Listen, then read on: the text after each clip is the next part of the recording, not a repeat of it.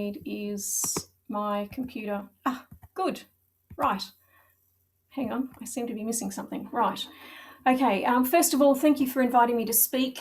I'd like to acknowledge country. I'm speaking to you from Sydney in New South Wales, sunny Warranora on the right-hand side there, which is in the land of the Gadigal people of the Eora Nation.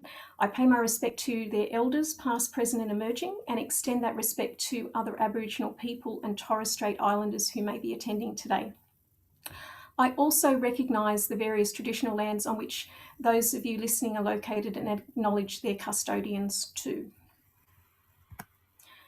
So, early last year, Australia experienced one of its worst bushfire seasons, with 17 million hectares of land incinerated, and that's an area that's roughly twice the size of Austria, which is located on the right-hand side of Australia.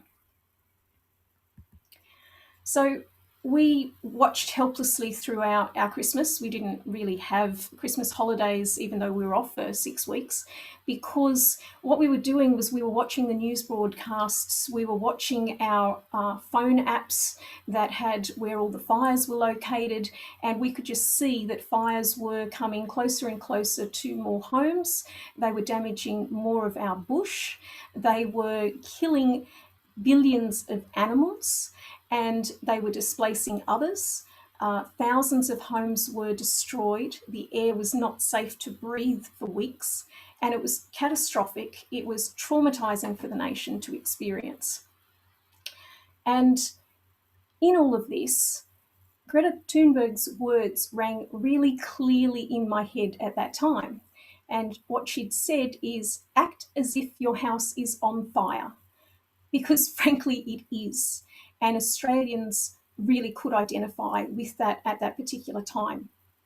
For over 20 years, scientists have been warning all of us that climate change would increase the risk of extreme bushfires in Australia. And last year really proved that point, where the bushfires came off really heavy droughts, and the heat and the extra high fuels were basically all considered to be consequences of climate change, and we were seeing the brunt of it. If you look around the side of my slides there, you can see what the fires did to much of our land. Basically just black sticks left, and it looked like a moonscape. There were no animals, there were no birds. And frankly, if you looked at the top 5 issues that were really affecting Australians at that point, they were saying environment. Climate change was really coming up as number 1. People were really thinking that, there is urgency to this. We need to do something about it.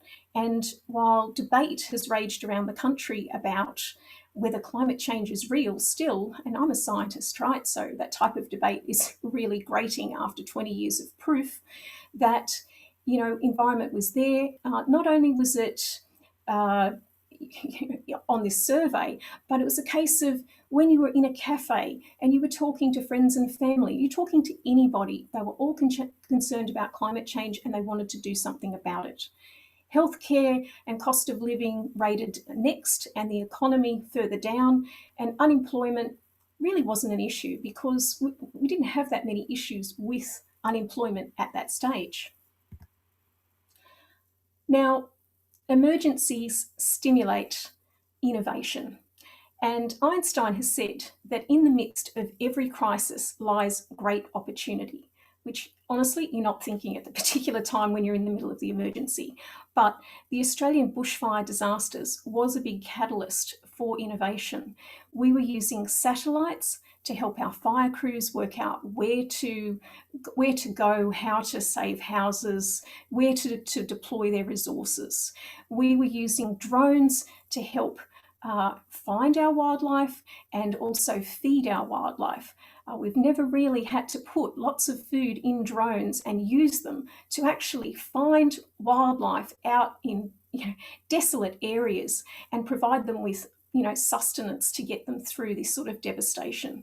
And not only that, but we're also using drones to help with dropping gum tree seeds to help revive the forest habitat and portable solar generators were going out and being given to people in remote communities because bushfires took out all of the power infrastructure as well. New emergency, new crisis, new things to think about, and the top 5 issues facing Australia suddenly changed around about March, April, because COVID hit. And when COVID hit, we could see it in Australia. We were, pretty carefree about it to start with because it wasn't really affecting us straight off the bat. It started going through China, started going through Italy. I had a holiday booked for September and was going through France. I'm thinking 2 or 3 months, they'll be over, it'll be okay, we'll still be travelling. Well, that didn't happen. That definitely didn't happen, and I can't even get outside of New South Wales. So healthcare became a big concern, the biggest concern straight up with COVID and what was happening. And then, well, the environment really just nobody particularly cared because frankly, the economy was falling apart, jobs were falling apart, people were concerned about health, and so there were lots of other things that people were thinking about, and climate change really wasn't making a rating on all of that. Now, interestingly enough, as we mentioned, crisis really paves the way for innovation. Well, all of those times that, we thought that board meetings couldn't possibly be done via remote, that we couldn't possibly have conferences remote, we couldn't possibly run government by remote, we couldn't possibly do so many businesses by remote. Now, I run a company that actually is fully remote and has been for the whole 9 years that we've been operating. So I know that's actually rubbish, but it was people's mindset.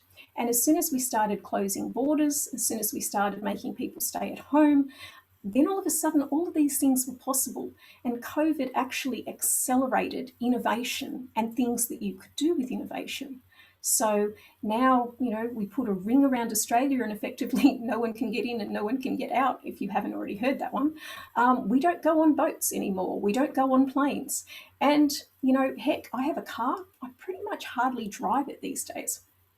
So what we managed to do was actually lower our carbon emissions, the lowest they've been in 20 years, which, it can be done. We can actually reduce our emissions by changing our behaviour. And, COVID has accelerated so much of our thinking and our innovation in technology, and even the fact that we're all on Zoom today, really. So, Zoom has become the new travel, unfortunately, because I really would like to travel, but anyway. Now, Australia's top 5 exports are iron ore, coal, natural gas. Education services are international students coming in for our higher education, and also personal travel services are tourism and a lot of international tourism. So COVID pretty much wiped out our overseas international students coming into the country. It wiped out our international tourists coming into the country. And so our 3 main earners are effectively iron ore, coal, and natural gas, where 2 of those are obviously fossil fuels, not exactly helpful to reducing climate carbon emissions and helping our environment. And so when you've got those as your 2 big earners to prop up the rest of, I guess, if you don't have tourism, you don't have your education services, unemployment starts to go pretty quickly. And so governments need money and they need to start putting programs together to have people have jobs. So to rebuild the economy, a lot of reports have been done over the years, and these are some of the recent reports into, so we've got University of Melbourne, Risky Business, and Beyond Zero Emissions have all done reports. And so when you're thinking about the massive amounts of stimulus packages that governments are putting out at the moment, that's actually, if you're strategic about it, it's a very good opportunity to then be investing in the future, investing in decarbonising the future, investing in, say, Beyond Zero Emissions, as saying put investment into a 1.8 million jobs plan within 5 years is what you could grow in the reduction of emissions. Now, boards used to think of climate change as a tick box exercise that they needed to do and discuss. And if you happen to be in an agricultural type of company, then maybe you took a bit more notice of it because you were concerned about drought or where the water was going and that sort of thing.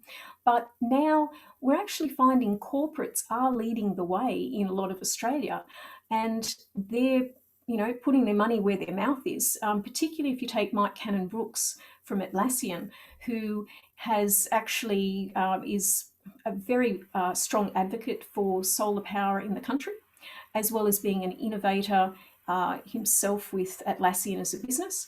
He also has a venture capital firm that invests in technologies, renewables, those that reduce carbon emissions. And so you've got a variety of companies that are all out there doing things because, a lot of these companies are being run by people who are having another thought about the fact that we need a planet and we need a planet for our children. We can't just keep doing what we're doing. And so a lot of the companies are also aiming for net zero carbon emissions, including Rio Tinto, who've put $1 billion investment towards doing that.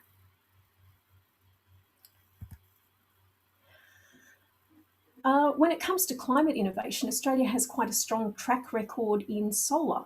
It's held the world record for the highest efficiency in silicon solar cells for the last 40 years. They've also created the world's only solar roof tiles that can provide both electricity and heated water. And 1 in 5 households in Australia now have rooftop solar PV. Now, wherever you've got innovation, you also have problems. And one of the problems with putting renewables out on as many houses as possible is that our power infrastructure wasn't really designed to support solar. It was designed to support fossil fuel. Turn on your gas or your coal power and run it as base level power, not have variable power of when the sun shines or when the wind blows. And so a lot of innovation is actually happening in the country at the moment to be able to have the power utilised by our power infrastructure. Now, I wanted to make sure that when I was talking about innovation, that I wasn't just talking about one particular sector. And so I've tried to mix a few different sectors and a bit of technology in different areas as well, because Australia has a massive wealth of innovation and technology and really smart researchers developing all sorts of things, as well as innovative businesses. Now, I've put a Tesla car in here, which is an electric car. And, we want to see electric transport because electric transport means we don't need to burn diesel, we don't need to burn petrol. And so when we get into an electric car, we think, this is good, no emissions, and that we're doing something good for the planet. Now, also, if we're trying to do something good for the planet, we then have to think about what's in those materials in the car in the first place. And I don't know how many of you do or don't know, but in a Tesla, you have rare earths in an electric motor and you have lithium in the battery. Australia happens to have the world's largest supply of lithium, and we also happen to have an awful lot of rare earths in the country.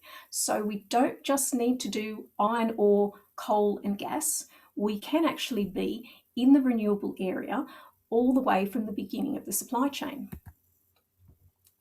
So electric cars are expected to rise rapidly. And also, it's not just cars. There's electric buses, electric trains, electric drones. There's all sorts of electric vehicles that are going to be in use. And these electric vehicles use something called permanent magnets in their motors. One very innovative Australian company is called Australian Strategic Materials.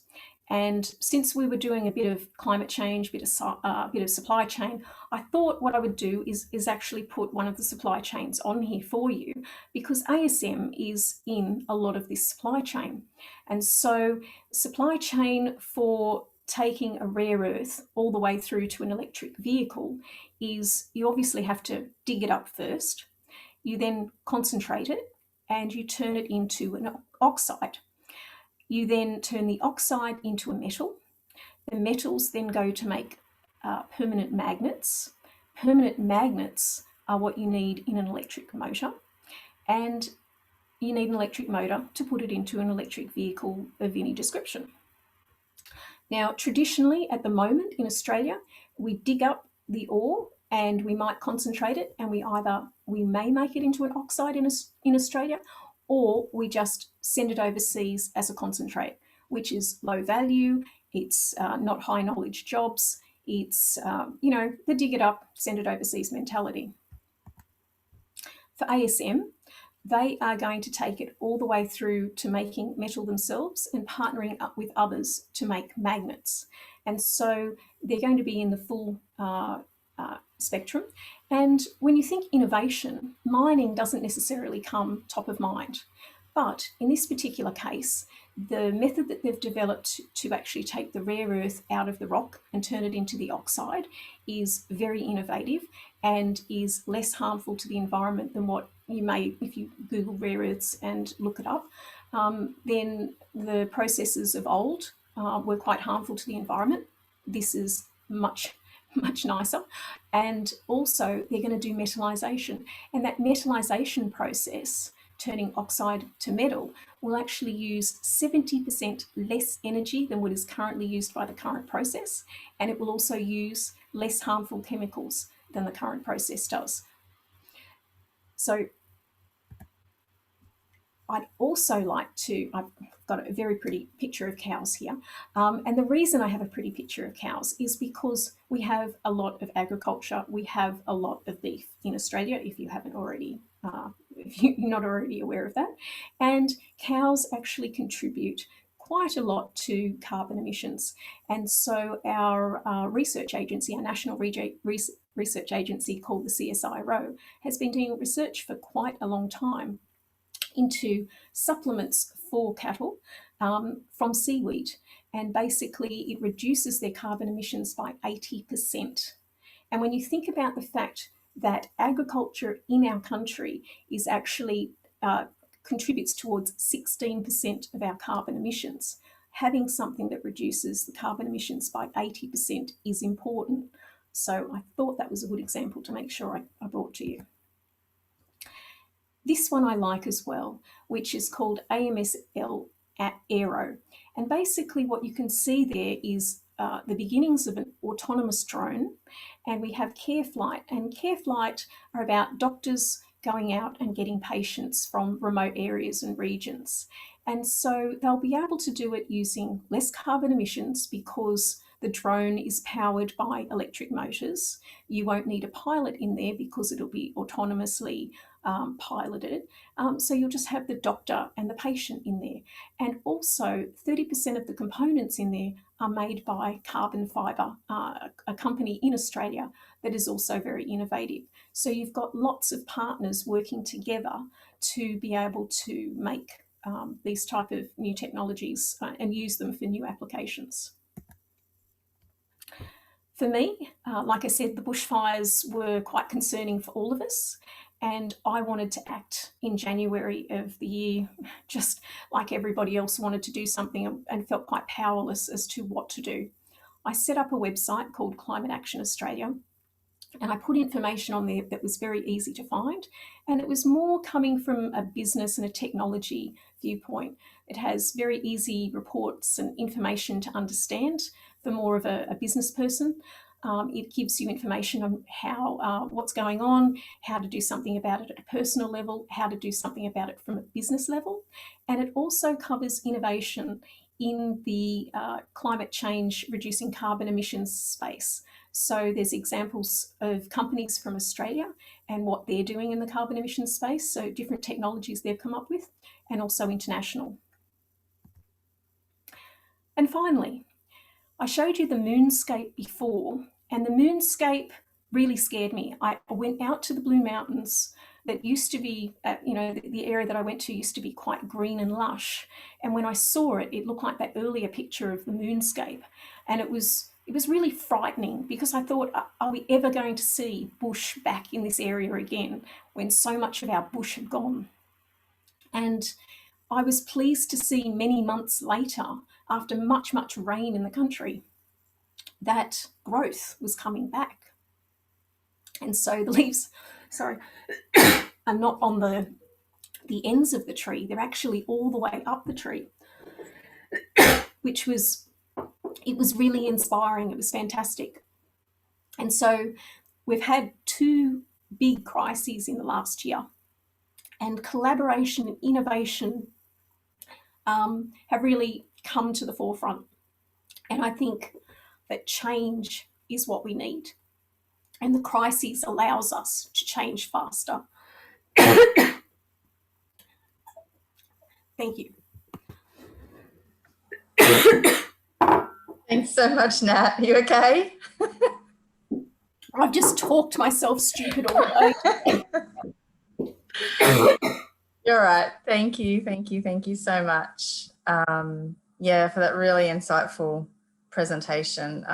Yeah, and it's just so lovely. Yeah, just to see what innovations are coming out, especially from our country, and just how we are thinking, you know, very differently at this time. I might just get Lisa, I'll pass over to you, but Nat, would you mind just putting that website up just in the chat, and yeah, and just your email, maybe, so if people want to contact you or just have a look at some of your stuff there.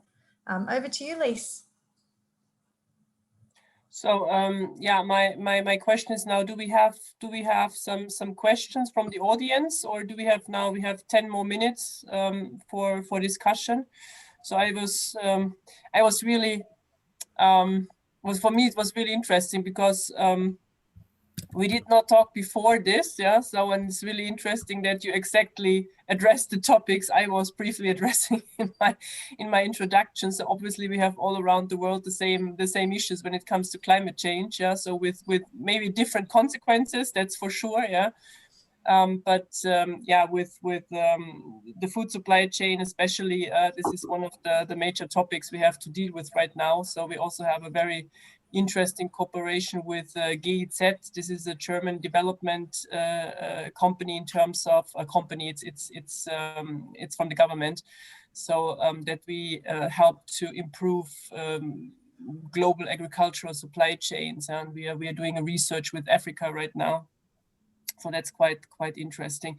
But Natalie, one question, because you talked about this feeding cows with seaweed. Yeah? So we are right now talking about the problem that one of the reasons why we have COVID-19 right now is that we make animals very vulnerable, because we feed them with stuff they would not eat, basically, yeah. So if we come back to traditional agricultural techniques, let's say, and giving them the food they are used to, most of the issues we wouldn't have, yeah. So what is your what is the research outcome based on this seaweed experiment, let's say, feeding cows? In terms of the science, I could direct you to the CSIRO in. Can you hear me, or? Yep. Yeah. Oh, good. So I can direct you to CSIRO in terms of what they've found. I wouldn't be able to answer it. It's a very good point that you make, though, because, yeah, I mean, who wants to set off the next pandemic because we're feeding cows seaweed? I mean, yeah. I mean, we should be just vegetarian, and then, you know, the cow thing's not an issue, but, you know, there are other issues. So yeah. That's that's really true. Yeah. So because this is what I right now always try to discuss with companies and also with the students. Yeah. That due to the fact how we are setting up global supply chains, this is one of the major reasons why we have all those issues. Yeah. So because deforestation and destroying all the wetlands. Yeah. So because we are entering areas of the world we basically should not go to. Yeah, there is a good reason for it because of those viruses and everything, and we are simply not taking care about this anymore. And we are trying to, for palm oil production and all the other stuff. Yeah, it's very difficult to deal with this. Is there any question from the audience? I'm just having. Tobias, hi. Hello. So simply turn on your mic. I think that's okay, or? Okay, so I think you can hear me. Yes, Viv. Good. Okay, so Mike, first of all, thanks for the presentation and for the great examples. But my concern with regard to innovation, when we look at it from a business perspective, is that yes, we need innovation, we need innovators, we need entrepreneurs, and that will change a lot. But as you said, we are also really in a situation like a burning fire, and we have to react quickly. So my question is, what's your opinion on as a role of like government and even of stricter regulations to force certain innovations? This is not really always business school thinking, I know, but my impression is that with leaving it to the companies and the innovations alone, we will not get quick enough to where we need to get. So what should governments and framework setters do to get the innovation quickly into existence? COVID COVID accelerated innovation. So we were told that you couldn't have meetings with your doctor via video conference, right? So our people in the region, like in the middle of the country, have to fly over to visit a doctor. And now all of a sudden we have, telemeetings and video conference meetings with doctors. And what stopped that was government policy in terms of doing something called a Medicare rebate. So when you go to the doctor, you don't have to pay, you have a card that, as an Australian citizen. So government were acting in many ways during COVID to get things to happen faster. So they wanted ventilators made very, very quickly. And so they had, they were actually funding some groups on purpose to be coming up with new versions of ventilators, and then having the TGA, our health regulatory body, being able to streamline activities. Not that it wouldn't be that it would be harmful, but just to get rid of some of the normal bureaucracy and really long red tape type of stuff. So government during an emergency can act really quickly, right? We saw that happen with so many things in Australia, and innovations are just through and happening, just like using Zoom for you didn't used to use that for government meetings. Now that you can't move between states in this country, pretty much still at the moment. So when you've got all of your ministers all live around the country and they have to meet, well, all of a sudden it's okay to meet, virtually. So government does have to be involved, but more to be able to make things happen quicker in a regulatory sense without harm. Maybe I can add. It can do it. Yeah. It can do it for climate change. It's just been like a dry run for climate change effectively. It's just people think climate change is too far off. When we burn such a large amount of the country, and I know that it didn't seem like a lot compared to the country, but see, most of our country lives around the edges of it, not through the whole middle of it. So there's whole sections that have no people. It's all the areas that burned were around the coast where we all live, that kind of got everyone. Maybe I can also come up with an example, because we have right now in Germany and also in Europe, we have the discussion going on with the Supply Chain Act. And most of the companies are not really willing to support this. And we had a really huge talks to journalists last week, and it was really interesting because there is definitely no knowledge about what can be done and what kind of changes we need in a supply chain. And I think this is one of the major problems. I'm perfectly with Natalie in terms of that the government should give us the appropriate framework, let's say, so that we can act in a kind of standardized way, because this is what I try to explain. A supply chain law is nothing which forces company to do something specific, which is very expensive or whatever. It's on the other side a kind of competitive advantage, because we all have the same let's say, starting point. Yeah, it's standardization. That's the point behind it. Yeah? So if we don't have those rules, yeah, then everybody starts at a different point, and then we have a complete mess when it comes to competition. Yeah, and when you see it from this perspective, then companies start thinking about, okay, this is something good if we have this framework. Yeah, so how to behave in terms of tackle the different problems in the supply chain. But as I try to end my speech in the beginning, what you also addressed, Natalie, it's all about collaboration and communication. Yeah, we need to talk to each other. We need to make sure that everybody understands the position of every stakeholder. Yeah, and we have to find a way how to bring all these different points of view together. Yeah, and find a kind of global and joint solution. I think that's very important. And unfortunately, we are quite far away from this. Yeah, because also I like those kind of talks like we had here, because honestly, I'm pretty sure that most of the Europeans have no idea what's going on in Australia and the other way around. Yeah.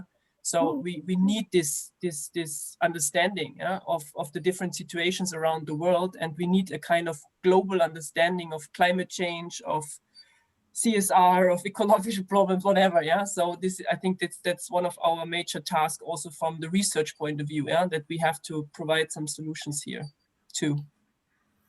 Yeah. Yeah. Actually, Australia, some of the funding that the government's given recently is to the manufacturing sector, and it's to help them skill up in the manufacturing sector, but also to onshore, because during COVID there were so many things that we couldn't get access to, that Australia's had to try and manufacture or do more manufacturing than it used to, but it also wants to do smart manufacturing, not, sitting there turning a wheel or doing a little bit of this, that, and the other. It's actually using automation and robotics. And when you put those in, you can actually compete globally instead of it being done manually, and therefore you're competing on a labour hourly rate. You're competing on higher knowledge type jobs and using automation for, the lower level, low skilled. Yeah. Yeah. So I would say the time is over. I would like to say thank you to, first of all, Natalie and Christos. Very, very, very good presentation, very interesting insights into completely different topics. But I hope that we all learned how important innovation is. And yeah, also thanks to Belinda that we made it finally. It was not so easy in the beginning, but I think it was a really, really good idea to bring two chapters together and work on a common topic, let's say, where everybody can bring in his expertise. So, and also thank you very much to our audience. And we already have the link. So the whole speech was recorded, so you can have a closer look later on. Yeah, it was a great starting into a new prime year, let's say, and I hope that we will see each other sooner or later in person again. Yeah, so I also was 5 years ago, I was in a conference in Australia. I hope I can come back to sooner or later, but I think we will have to wait another year for this before traveling starts again. And yeah, I think it will not start the same level like we had it before, but at least a little bit of traveling. So once or twice a year would be fine also. Thank you very much, Belinda. I hand over to you. Thank you so much, Lisa. Yeah, thank you, everyone. Thank you again to our lovely speakers.